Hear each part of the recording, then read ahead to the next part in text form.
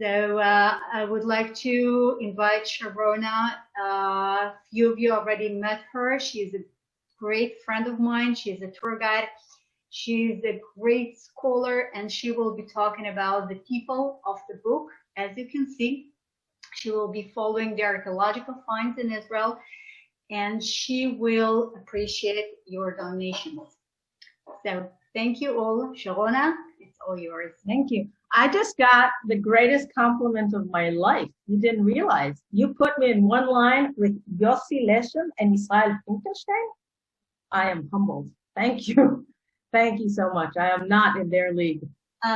You're so much welcome. You know, I love you. Okay. The people of the book, Am HaSefer, that is what we Jews like to call ourselves.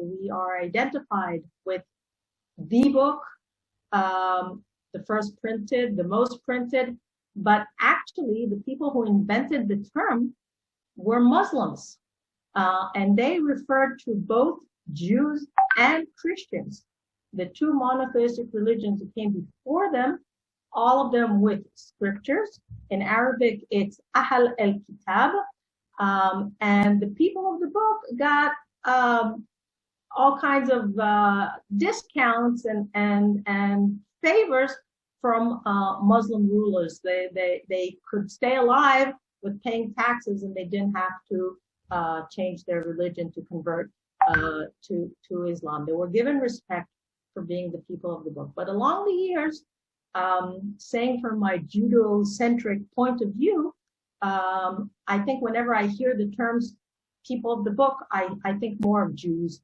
than of Christians. If there's anybody there who is Christian, please don't be insulted.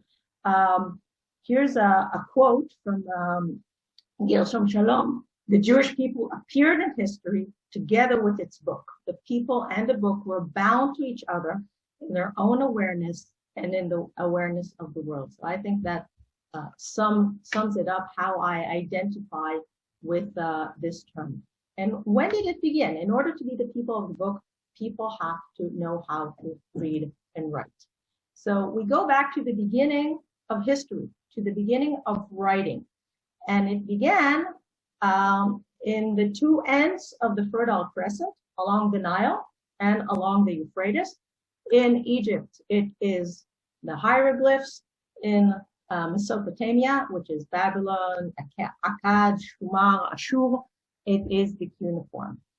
These two scriptures, these two languages have thousands upon thousands of symbols. Every word needs a symbol of its own. You had to study for 15 years or more. Somebody's annotating. Please make sure not to annotate. I will clear all drawings, and anybody who's there, please try not to do them anymore. And if we're already annotating, there's an opportunity to switch to my flashlight. So just 1 second, please. It's not coming here. Annotate, I will switch to spotlight, and that will be better. Very, very, very few people knew how to read and write. And there's so many difficulties about using different tenses, expressing feelings, expressing things that are not touchable, like a table or a chair, a word like fear, etc., etc. And sometimes you read from right to left, and sometimes you read from left to right, and different combinations of symbols mean different things. Very, very difficult. So this is a revolution, absolutely.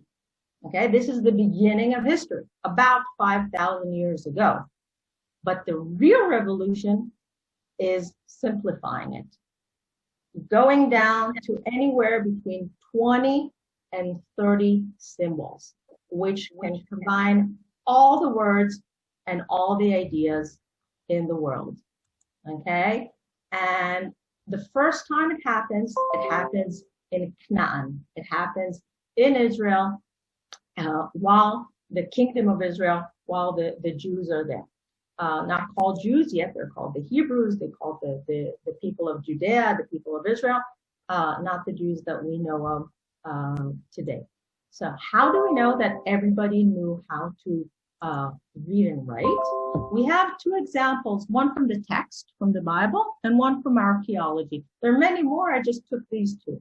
So from the Bible, we know from the book of Judges, from the story of Gideon, Gideon the judge, at the end of the war, he just picks up a young man, a teenager, a boy who has no name, no significance. He is not a commander. He is not a priest. He is not a high official, just somebody, okay? And he sends them with a message.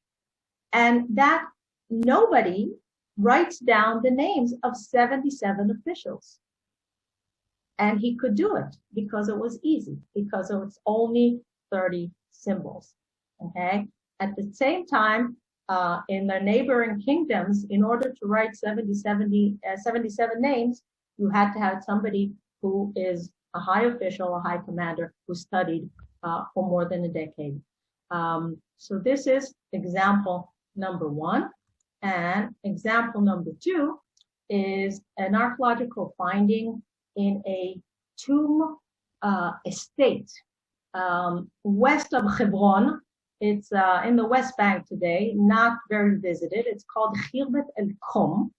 And there's a family tomb estate. There are many different rooms there. If anybody's been, please stop with that red. It's Zeitcher.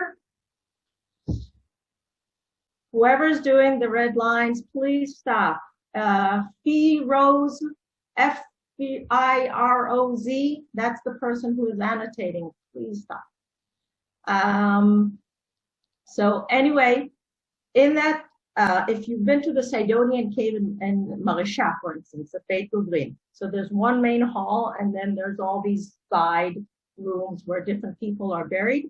So this is the same idea here. This is a family tomb estate, and in one of the rooms, what's written there is that this is where the stonecutter, okay, actually the worker, the blue collar, the person who we don't remember, he's not the person buried there.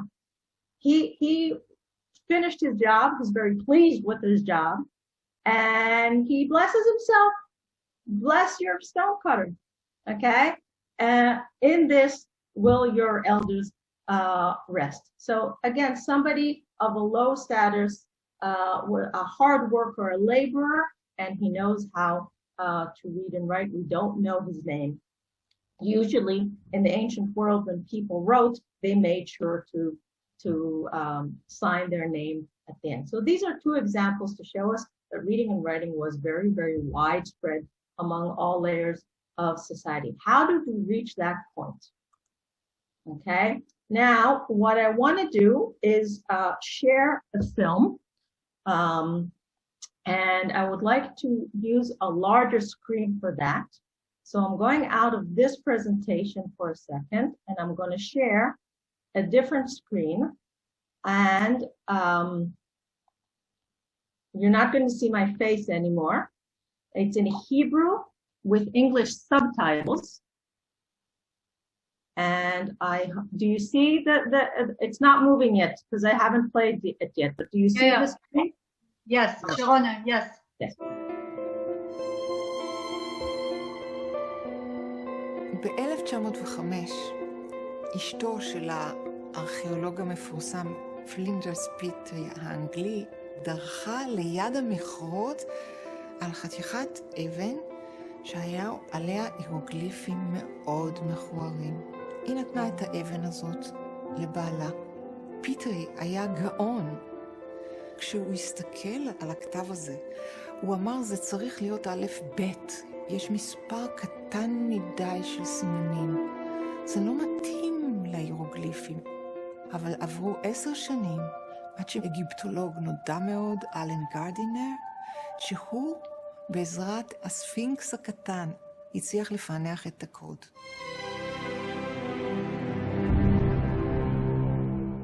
Okay, I'm going to skip just a second.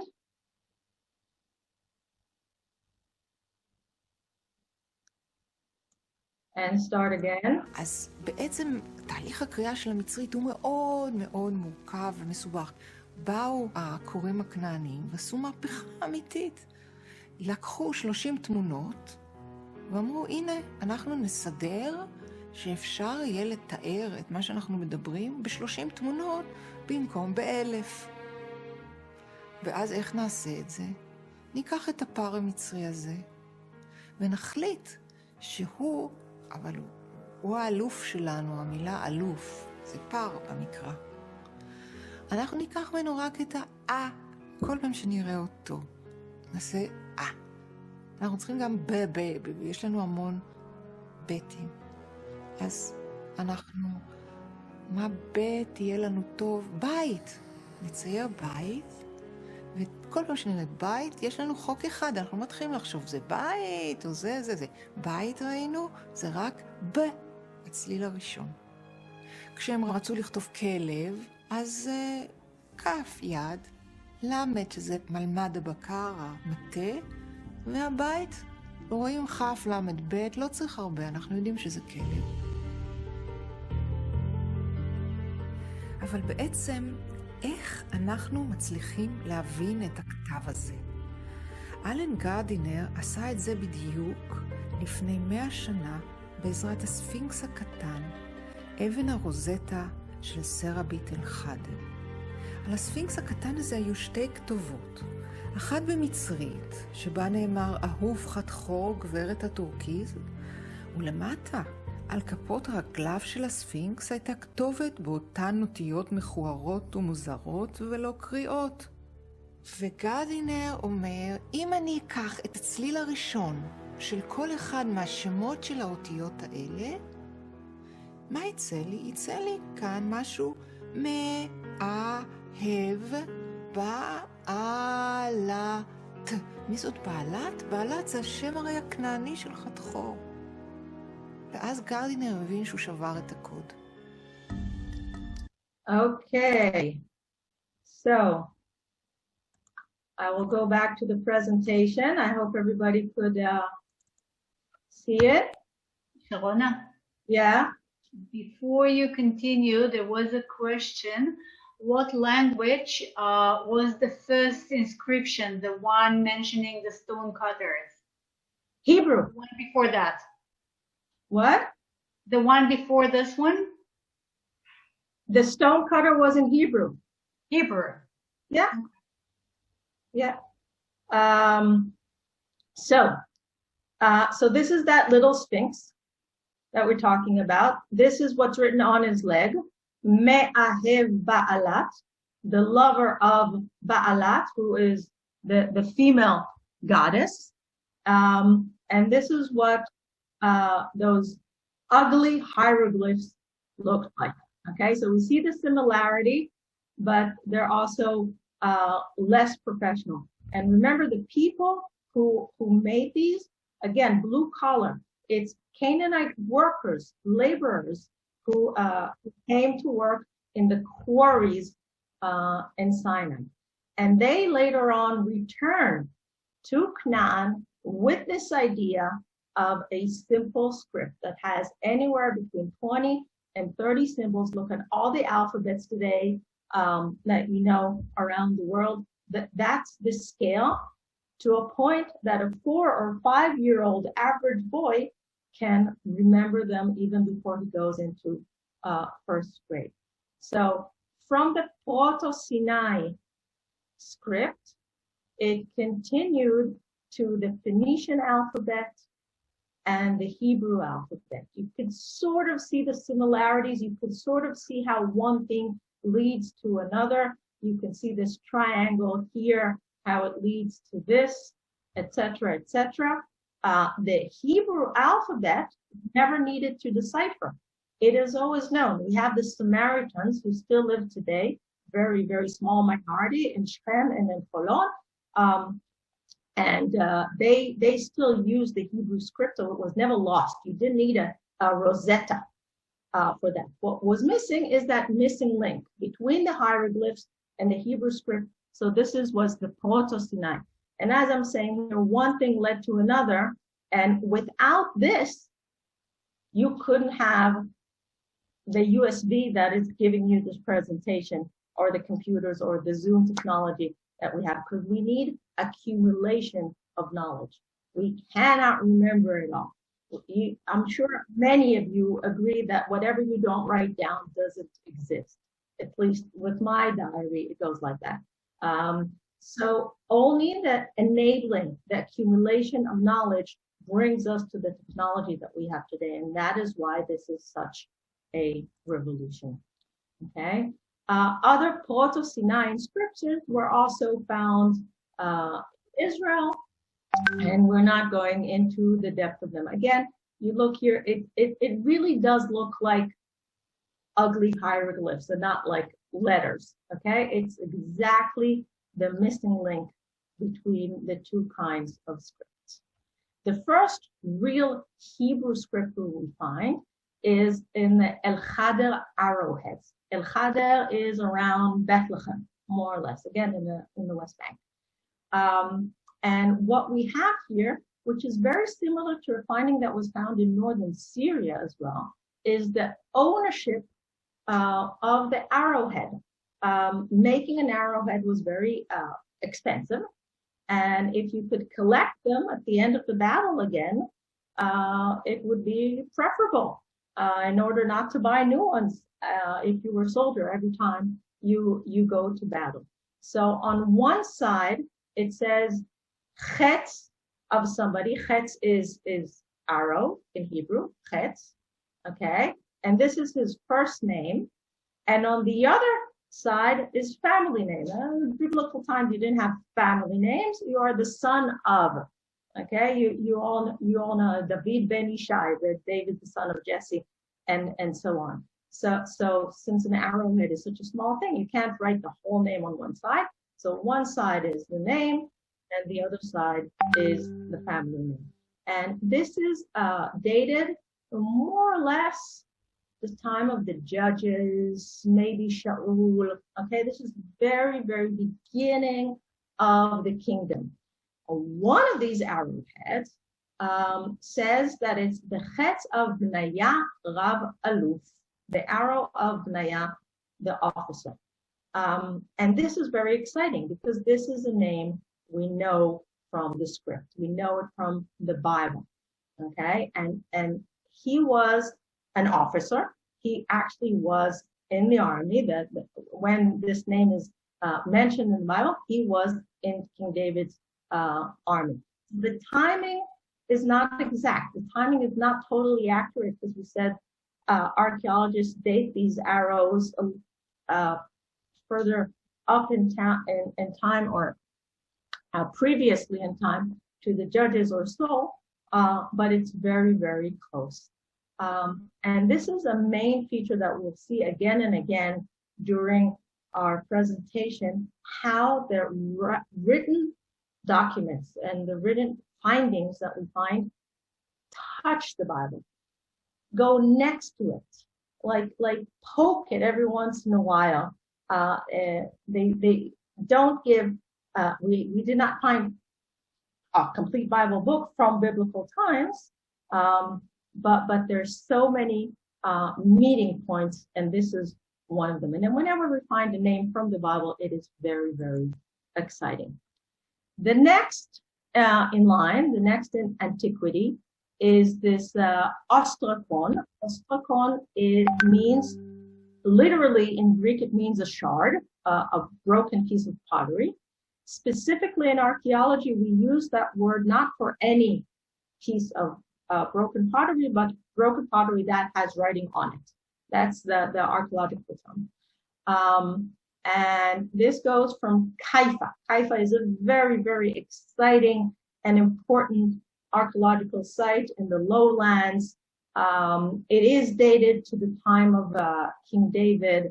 It caused a big revolution. A lot of its findings, we're not going to go into the depth of it, but what we see here is this ostrakon that has the words al ta'as, va'avad, v'shafat eved ve'almana. Okay, it mentions the widow and the orphan. Okay, and this is something that comes from the morale, from the commandments of our Bible about giving justice to the weaker parts of society. There are a few words here that are definitely Hebrew, okay? So, for instance, the verb shafat that is here, to judge, also appears in languages around us, Phoenician, the Moabite, the Ammonite, etc. Melech is also a word that appears in the languages around it, in other Semite languages, but almanah, widow, only appears in the Hebrew. So we have here definitely Hebrew words and a combination of words that resemble what we know from the book of Deuteronomy about he who defends the cause of the fatherless and the widow and who loves the foreigner residing among you. And this is the spirit of this text is very Jewish. At the same site, on the rim of a vase, they found the name Eshbaal ben Beda. And Eshbaal might seem to you like a name of a pagan because it has the word Baal in it, which is the Canaanite god of rain. But Eshbaal was the name of one of the sons of Shaul, one who survived after King Shaul died in the Gilboa, one who actually reigned parallel to the first years of David. Now, in two different books in the Bible, he's given two different names, okay? In Chronicles, he actually is called Ishbaal. In the book of Samuel, he's called Ishbosheth. That's because other people wrote the book. The people of David are the ones who wrote Judges, Samuel, and they wanted to undermine and ridicule, so they called him Ishbosheth. So again, we have a name from the Bible and the timing fits. What archaeologists think that this person was a rich farmer and he exported whatever he was growing, and this was his signature. This was his brand name on the vases, sending them to whoever the customer was. Going on, okay. I'm skipping all the way to the end. Again, on a rim, this time it's a bowl. And I want you to notice the similarity in the technique. This is inscribed in the clay before it goes into the furnace, before the clay becomes pottery, before the chomer becomes cheres. And the name that we have here is only a fracture of a name, something Riyahu ben Bnaya. And again, a name we know from the script, and we have in the script Zechariah, the son of Bnaya, who was a Levite. And again, we have here somewhat of a problem between the Bible and the archaeology, because the archaeologists date this fracture, which was found in the city of David, to about 80 or 100 years before the destruction of the first temple, while the name in the Bible is mentioned in connection to King Zedekiah, which was the very, very last king. So what I'm showing you here, we have two names from the very, very beginning of the kingdom, a name connected to Shaul, and another name from the very, very end, from the very last king Zedekiah, in this special technique of writing on the pottery before it goes into the furnace. So I skipped forward in time, and now I'm going back to our chronological order. What was considered for many years until the finding of the Ostracon in Haifa it was considered to be the oldest Hebrew script, is from Izbet Salta. Izbet Salta is in the center of Israel next to Rosh Ha'ain. A very small site. And they found this Ostrakon that doesn't have any words. It only has letters in the order more or less, almost as if we have it today. And the technique is different. The pottery is already burnt, and somebody scratched it on the already hardened, burned pottery. And what the archaeologists think that this was homework, schoolwork. Somebody was learning those 30 symbols. Somebody was learning the alphabet, learning the order, practicing how to write them correctly and in the correct order, which strengthens again our idea about how children and about how different layers in society knew how to read and write. Okay, organized education. You already need a kingdom for that. The next in line, very famous, is the Gezel calendar. We have here a list of 8 months, 8 names of months, with their agricultural activity of that month according to the time of the year. Some of the months are double, okay? It actually means 2 months, and this one actually means 2 months, etc. So altogether, we have a whole year. We have 12 months. And the question is, who wrote it? And we actually have an answer in this case because there's actually a signature here. Here it says Aleph, Bet, Yud, Avi. Okay. This time, the schoolboy who did this exercise, this homework, was given this assignment, actually signed it maybe for the teacher to give him a grade. Why do we think that it's schoolwork? Why not farming? Because a farmer doesn't need a calendar. He sees the length of the day. He sees whether or not the wheat is ripe. He knows whether or not it is time to pick the olives or the grapes. He doesn't need a calendar. He has nature for that. So this was a very creative teacher giving his student an interesting assignment.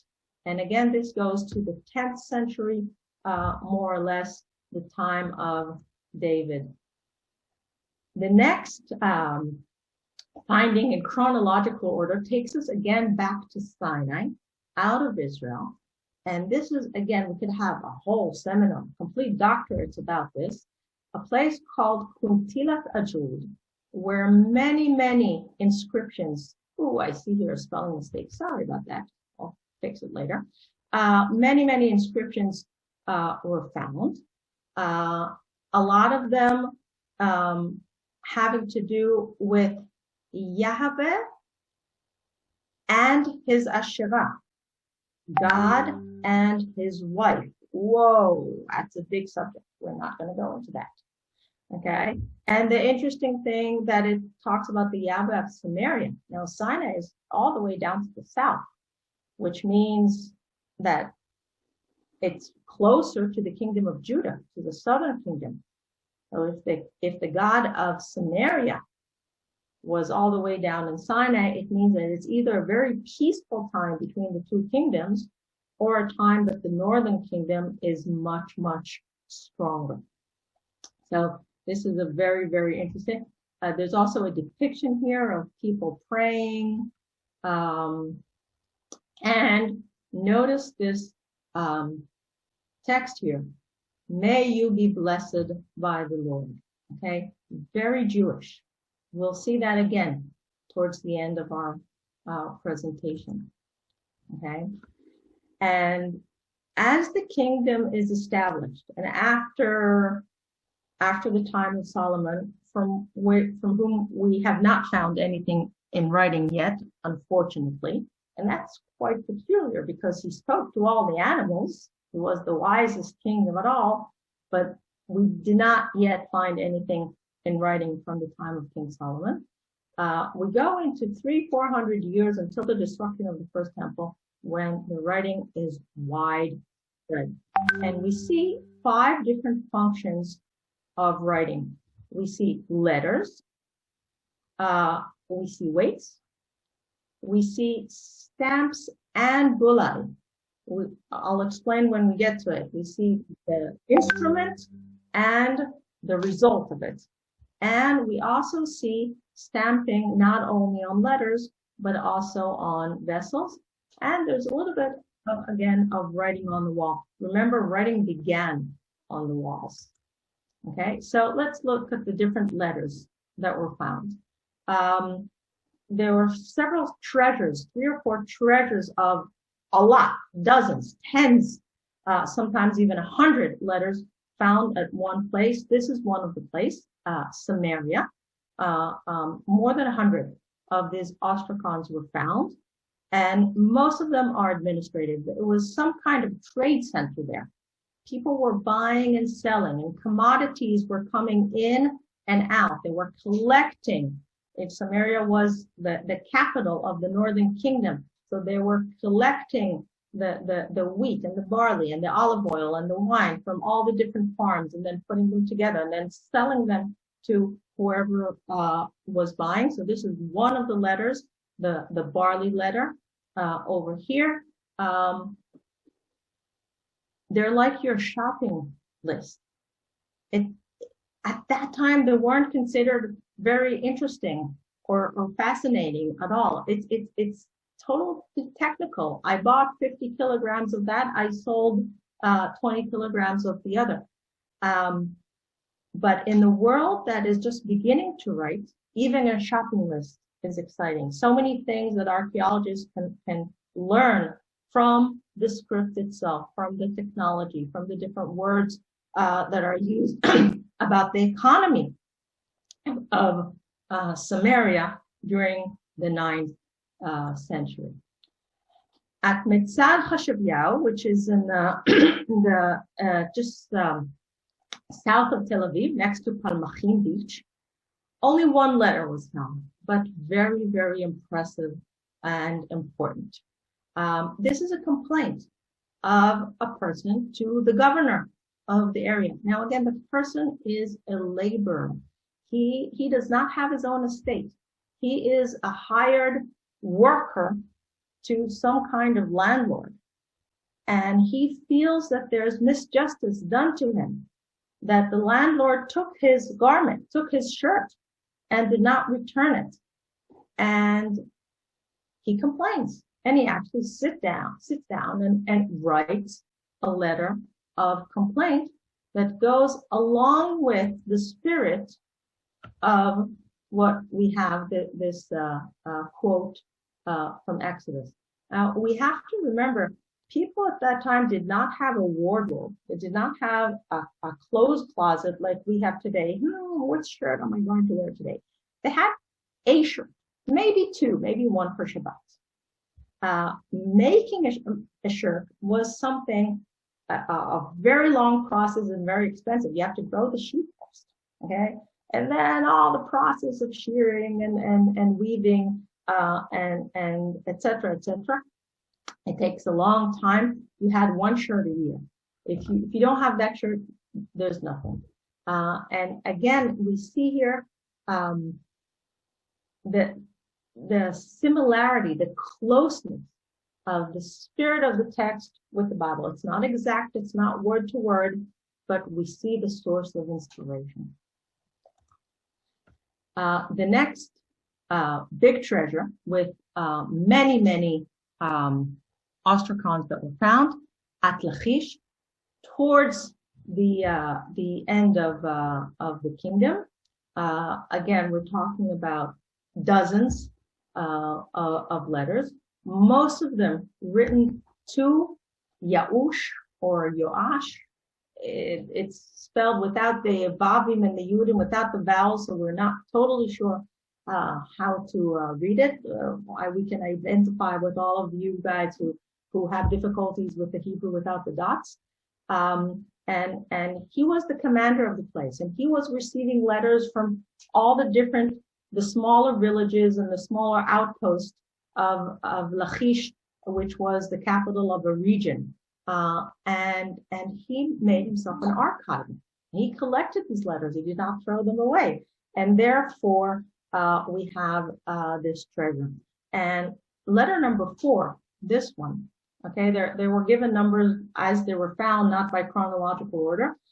Letter of number 4 mentions that we don't, we're watching for the signals from Lachish. They still see that Lachish is active, that the Lachish is alive, but they're looking for the signals from Azekah, and they cannot see them anymore. How is that similar to the script in the Bible that tells us that the last 2 cities that survived in that area were Lachish and Azekah? All the rest are already conquered.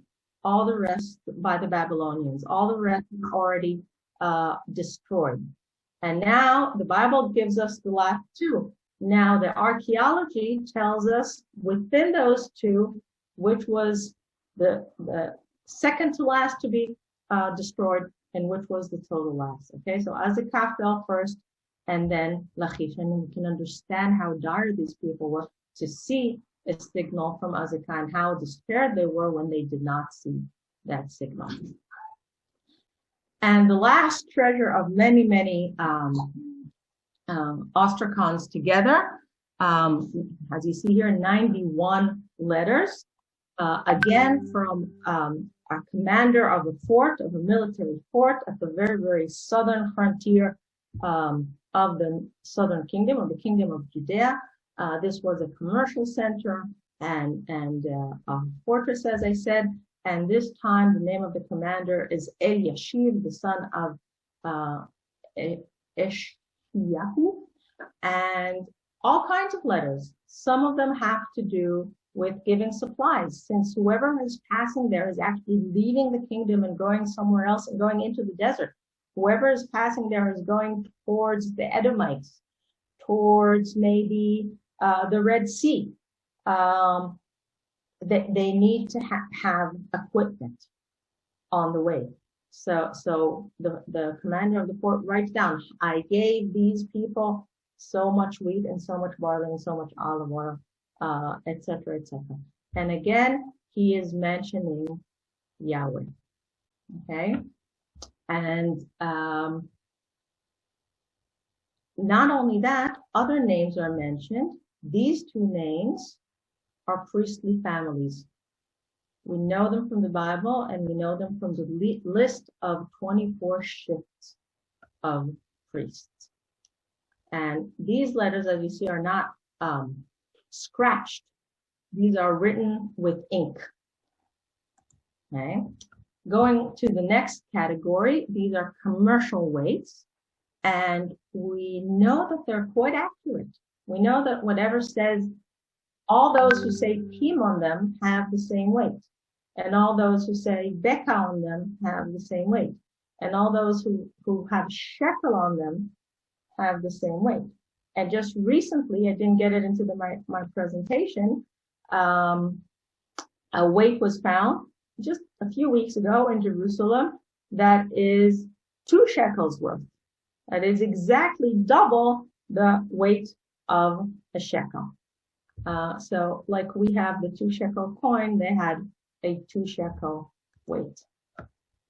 Stamps, okay? The instrument stamp could be used both for signing letters and to stamp handles of pottery, handles of vessels, of vases, and amphoras, again, to show ownership, and to show who is sealing it.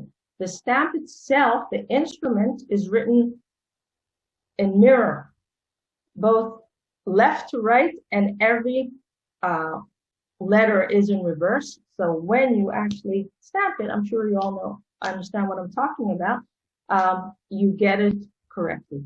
The most famous stamps are the very, very big group of La Melech, belonging to the king, La Melech. And in this big group, there are 4 subgroups. It says to the Melech of Zif, which is the name of a place in the lowlands, Lemelech Sochot, another city in Judea. Lemelech Mamshat. Maybe Mamshat is Jerusalem. There is an argument about that. Maybe it's Memshelet, the government of, and Lemelech Hebron. Everybody knows where Hebron is. And these date to the time of Hezekiah. Hezekiah, one of the kings that the Bible loves to love, he is the one that refortified Jerusalem. He's the one that dug the Hezekiah tunnel, moving the spring from one side of the city to the other, saving. He had a lot of time to prepare. He revolted against the Assyrians, and he knew it would take them months to move their armies along the Fertile Crescent all the way from where Iraq is today to Israel. And part of his preparations were to have emergency storages of food. And he accumulated olive oil and wine and grain and so on in central cities out around his kingdom. And in these storages, all the vases are stamped. This is property of the king. So this is what a complete vase looks like. All the vases look more or less the same. Some are stamped on one handle, some are stamped on two. This is what the stamp looks like in close. La Melech Zif. Okay. Hundreds of these were. Why are these so important? Because they were found all over the kingdom of Judea. And whenever you find them, you know this is the year 701 BC, because that's the year of the revolt of Hezekiah against the Assyrians. And it's almost like a coin that gives us an exact date. It's a very, very important finding, that because it gives us not a I'm missing the word.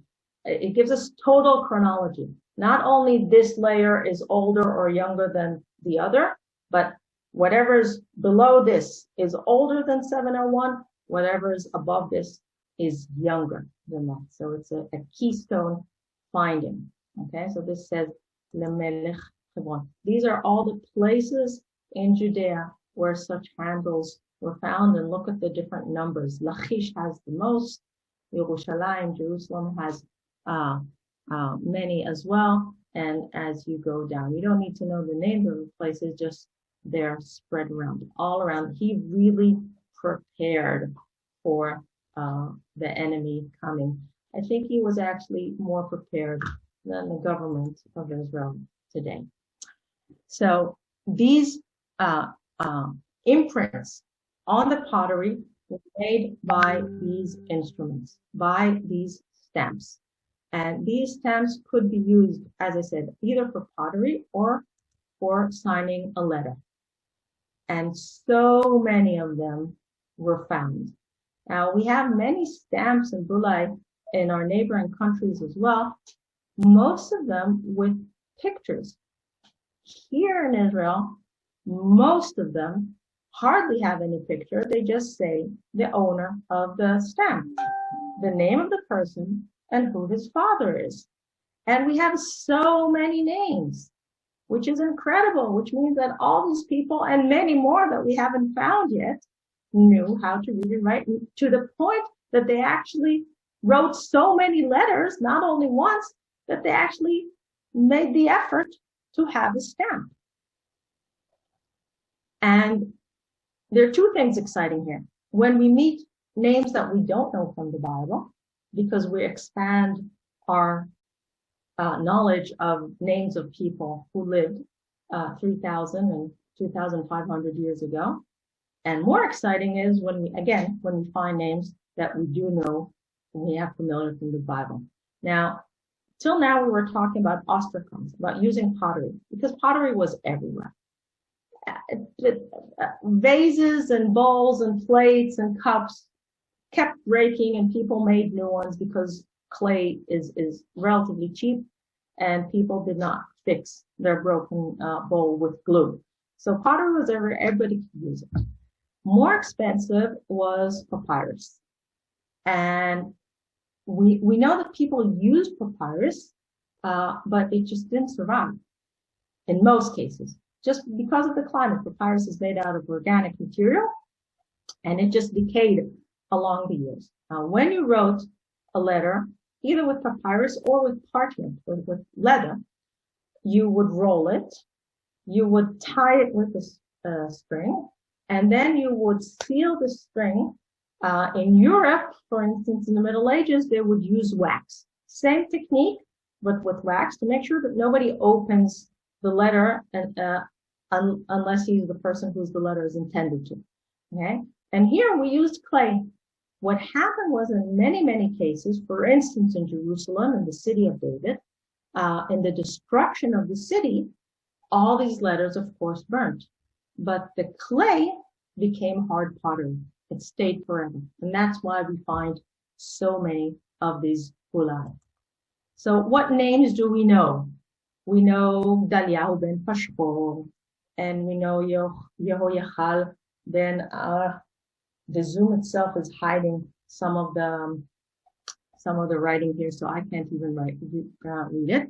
And we have Gemariyahu ben Shaphan and Baruch ben Neriah. Now these two on the right side are very exciting, because we know them from the book of Jeremiah. Now Jeremiah, like many other prophets, like Jesus, like Muhammad, spoke, but never wrote. Somebody else wrote what they spoke about. Two of these scribes are Gemariyahu ben Shaphan and Baruch ben Neriah. Baruch ben Neriah is actually mentioned as Hasofer, the scribe. That is his name, which means that these two people actually wrote some of the chapters that we read today, maybe from the second book of Kings, maybe from Chronicles, definitely from Jeremiah. So we don't have the biblical text yet, but we're as close as we can get to a person who actually wrote it. Just recently, about 2 or 3 years ago, in one day, in one locus of the city of David, these two artifacts were found. Now, this is the instrument. This is the stamp. It is written in reverse.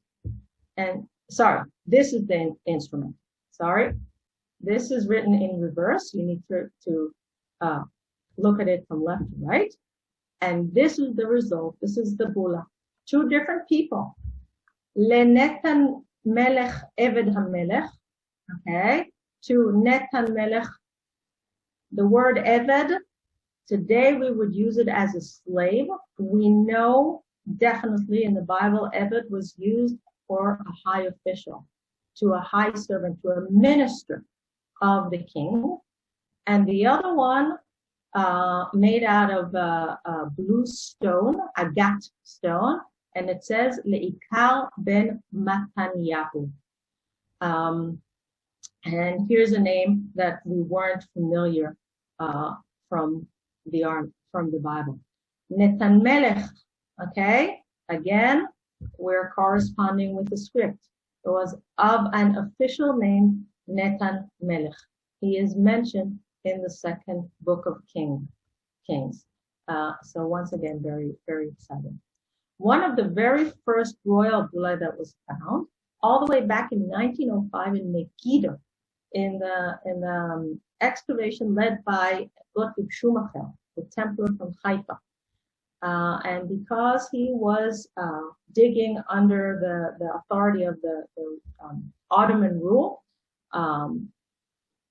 he sent many of the artifacts to Istanbul at the end of the at the end of the excavation. And unfortunately, this stamp was lost in the way. We have no idea where the original is. Fortunately enough, Gottlieb Schumacher, being German as he was, took photographs, drew, made a copy, etc., etc. So all that we know of today is from this wonderful copy. And what does it say? Leshema Eved Yerovam, belonging to Shema, the slave or the high servant of the high official of Yerovam. And we're talking about Yerovam, the second, one of the very last kings of the northern kingdom, the kingdom of Israel. So for many, many years, this was as close as we got to a king. And then a few years ago, we found this Ulai that belongs to a king that we already mentioned, Hezekiah. It actually says here that Hizkiyahu ben Achaz. Now, it has the name, and it also has a picture of a sun. You see the sun with rays, and it has two wings. Looks very Egyptian. And if we weren't sure that it's Egyptian, we have here the Ankh, the Egyptian symbol of life. You have to remember that Hezekiah had a treaty with Egypt. When he revolted against Assyria, he did it because he thought he knew that he had Egypt at his back. Towards the end of his life, Hezekiah became very, very sick. And he prays to God, and God gives him 15 more years to live. How does he do that? I will make the shadow cast by the sun go back 10 steps. Okay, so maybe this staff is something that he used towards the end of his life, after his treaty with Egypt, after God gave him the sign of the sun going back. Maybe that's why the wings are going down 15 degrees, giving him more time before the wings go up, before he has to go up to the heaven. So till now we had mostly portable stuff, except for the stone cutters inscription. Everything was on artifacts that you can move. And now we get to the writing on the wall.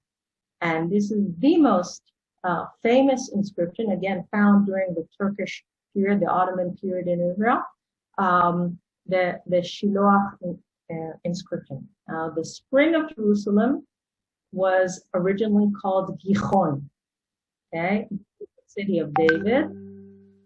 And at the side of the city, the eastern side of the city, was the source of life, source of water, the Gihon, because this spring was not fluent. It goes up and down because it's caustic. And up to the time of Hezekiah, it was safe enough just outside the walls. There was a different special fortification for it on the eastern side of the walls.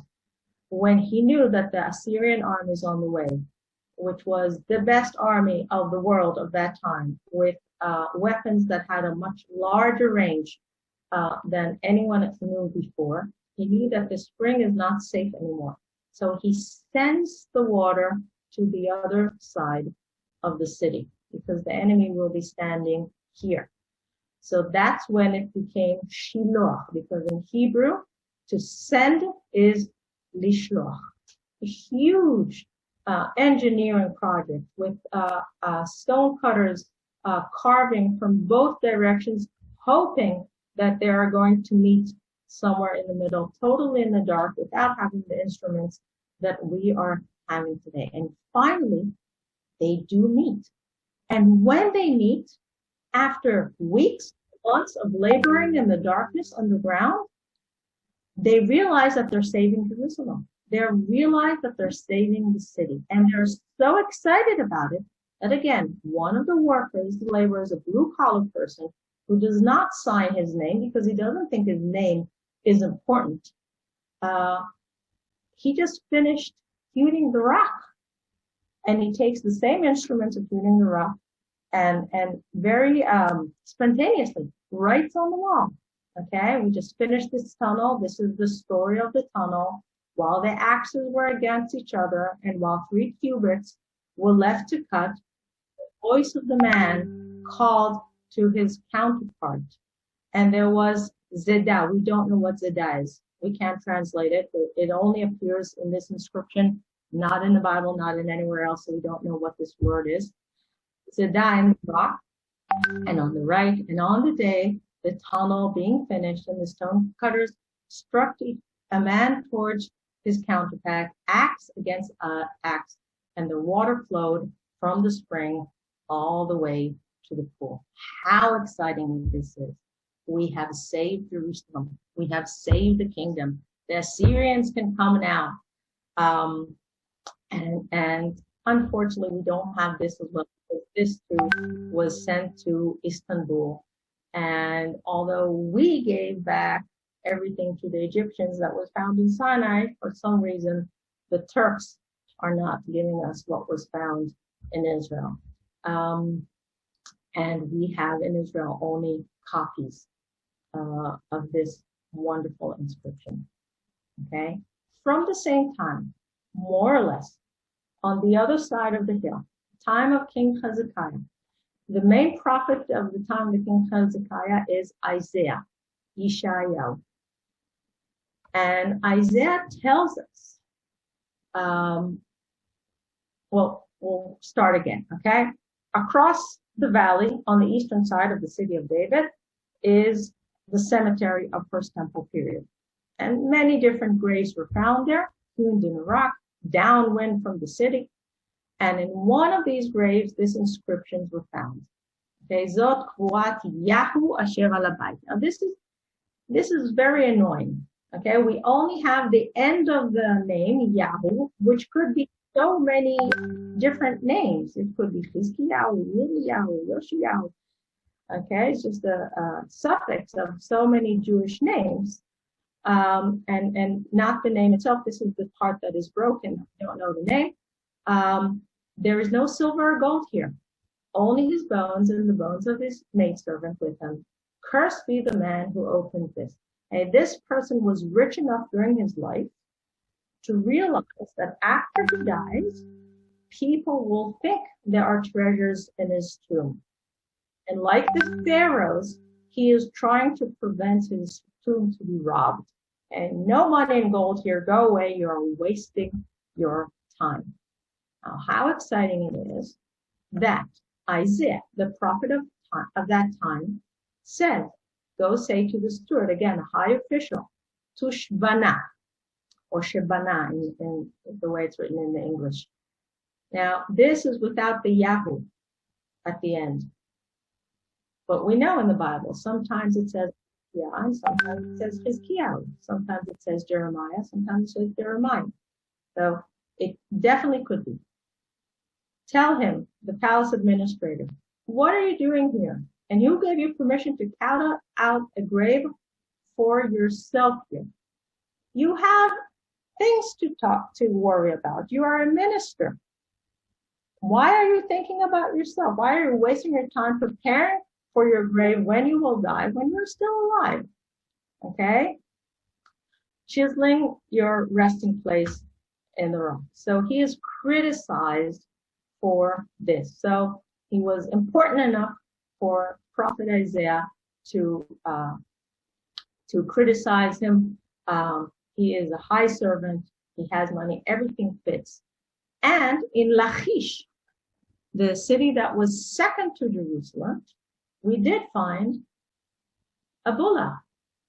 And in the bulla, it does say Shvanyahu with the suffix. Okay? So sometimes he's written with it and sometimes without. And these two findings, one in Jerusalem, one in Lachish, and the biblical text, give us a complete picture here. And finally, we get to the end. Till now, we were talking about biblical names, the spirit of the Bible, according to inspiration. Is there biblical text from the biblical time? Yes. One example in a material that we haven't known before, haven't spoken of it yet. This is a place called Ketef Hinnom. Ketef Hinnom is in Jerusalem, just across western of the old city, just below the Mount Zion Hotel, more or less, the Menachem Begin study center. And we have here tombs that are definitely First Temple tombs. The style, the building, everything here, the pottery that was found, everything tells us that this First Temple. Now, what people did then, they would lay the body here in these special niches. As you see, there's an allocated place for the head, as you see these volunteers here showing us. And the people would lay here for a year, and then only bones are left, and the bones would be gathered to the gathering room. In Hebrew, ma'aseh. sefa. We know that it says in the Bible about Isaac that he was ne'esaf el avotav, gathered to his patriarchs, and the same about Jacob, etc. So literally gathered together in a pile over here, giving this space for reuse again and again. Very ecological, very environmental. Now, Gabi Balkai, the archaeologist, who was digging in this location in the 1980s. And one of these days, the Archaeology Youth Club of the Espionage came to help him out. Now, usually when you have unexperienced youth coming, you give them the areas that you don't think you're going to find anything, or less important areas. You give them areas that were already excavated just to clean, etc. And there was one of these kids that was harassing Gabi Balkai. He was really a nudnik. That's how he called him. I heard it from him. I read it in articles that he spoke about it. So he wanted to get this kid busy away from him as much as possible. So he let him clean out inside the masafa, inside the gathering room. And after a while, the kid comes to him with two complete vessels of pottery, 2 oil lamps or little bowls or something like that. Gabi Balkai was very, very upset with him. You're not supposed to move the artifacts. You have to call the archaeologist, and so he could take a picture and write down the exact, to the millimeter, location where it was found inside the lamp. So very angrily, he goes into Masafa and realizes that this wasn't robbed, that there's a lot what to find there. And in the next few weeks, they work very intensively there. And then they find between the chest bones, between the ribs of the skeleton that was found, they found a thing that looked like a cigarette butt. It was very, very small, and it took 3 years to open. It was made out of metal, made out of silver, and it was rolled around itself. Okay, so it was sort of like a bead with a hole in the middle. So what we think it was used as an amulet. It was rolled around itself with a string inside, and it was used as an amulet. It took 3 years to open it without breaking, and a few more years to decipher what is inscribed on that. And this is what it says there. Okay. Oh, okay. This here on the left is what it says on the amulet. And this is from the book of Numbers. Almost exactly. Okay. A little bit abbreviated to go into this necklace, to go into this little piece of jewelry. So the biblical sentence was a little bit abbreviated, but it's the priestly blessing. Birkat HaKohanim. Remember what we saw at Sarabit al-Khadem on those vases in Sinai? Okay, the same idea. May Yahweh make his face shine upon you and grant you peace. Adonai iten lecha shalom. And this is the very first and up till now only biblical text from biblical times that was found, proving for those who had an argument about it that at least towards the end of the kingdom, at least parts of the Bible could have been written. And I think this is the perfect place to say thank you to all of you for listening. Sharona, toda raba. Thank you very much. I enjoyed it thoroughly. I believe others as well. It is 10:15, and that's because we actually started late. So, ladies and gentlemen, you are welcome to, not go to bed. It's not that late, wherever you are. So you're welcome to unmute yourself and say whatever you'd like to say, and ask any questions if you have any. And otherwise, see you the day after tomorrow in Neve Tzedek, which is a beautiful, tiny, special neighborhood in Tel Aviv. And the signal is supposed to be great. So, guys, it's all yours. I see a question. Sharona, do you see the chat? And now I see the chat. Okay. Didn't the farmer need a calendar for bringing the offerings to Jerusalem? That calendar didn't help him in that. It didn't tell him that now is Passover. It just tells him that this is the time to pick the grapes or to pick the olives or to harvest the wheat. He used the moon when the wheat was ripe. He knew when the full moon is that is the time to go to Jerusalem. What kind of tools did they use? On stone, they used a chisel and hammer, exactly as you would use today. That is the reason, by the way, that Hebrew is written from right to left. Okay, when you write with ink, the smart thing to do, because most people are right-handed, is to run away from the script, to go from left to right, so your pinky doesn't smear what you just wrote. But when you start your writing history with a chisel and hammer, you go like this, and your right hand is holding the hammer, and that's why you go from right to left. Okay? Other languages, Greek, Latin, etc., already developed when ink was much more common, and that's why most languages go from left to right.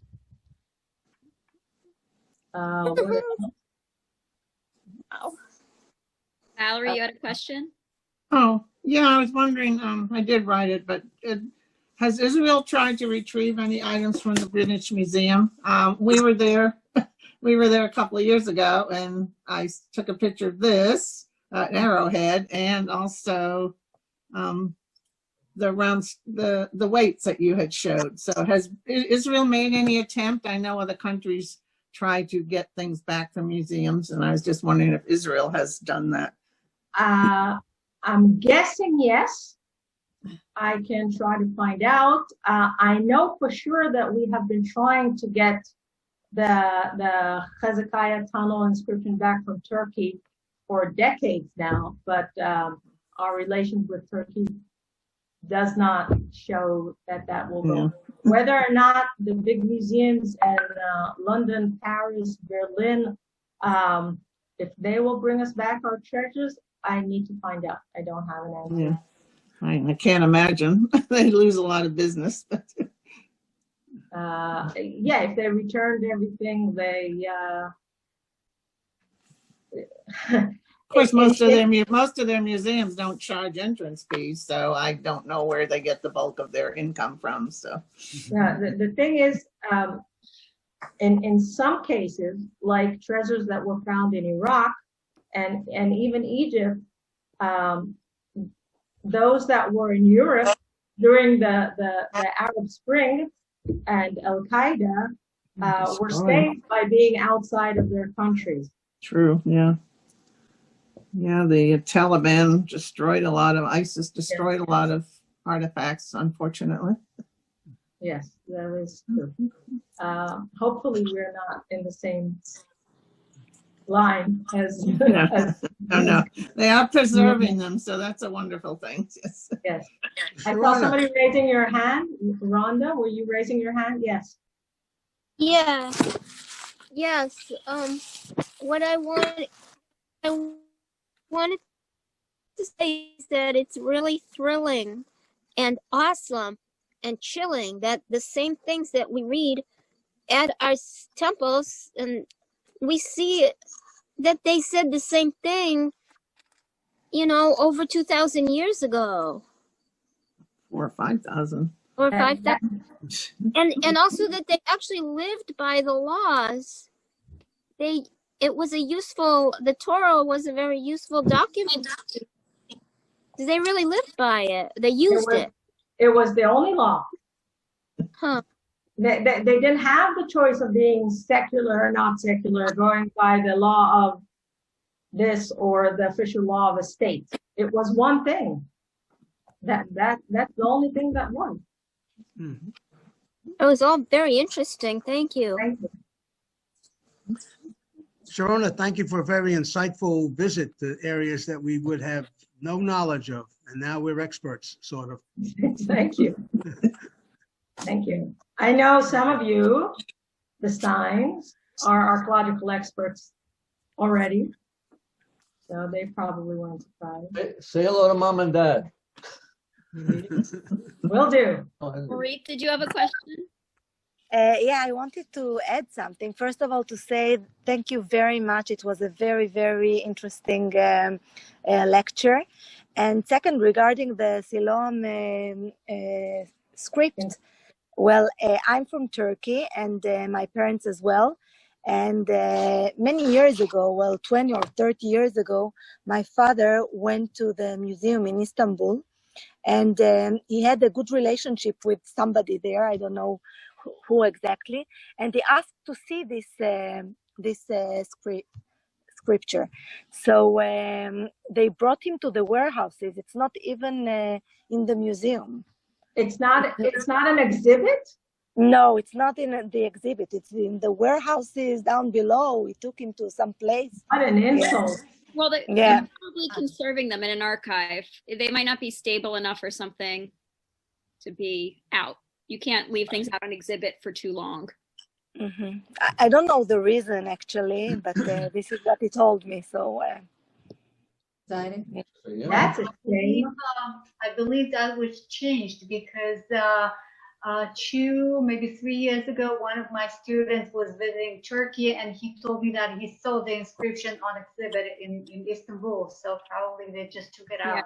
They're rotating. maybe. Not myself, but that's what I was told. And Orit, it's great that you joined us from Istanbul. Actually, you are the closest one to Israel. No, I'm not living in Istanbul. I came here when I was 1.5 years old. So Okay. So where do you live now? sorry, Where do you live now? in Even Yehuda. Okay, that's much closer. I see. Very close. Does anyone else have any questions? Excuse me. No? Great. Well, I'm going to put back up that list of some of the presentations we have coming up in November, so you can just refresh your memory to tell others that might be interested in these opportunities. Again, this is rather unique. You'll see this nowhere. And some really big names in there that you might not be aware of, but the people in the field very much respect these people. And we have to thank Julia for corralling these people and convincing them to spend a bit of time with us at 10 o'clock at night, their time. So we're looking forward to that. And that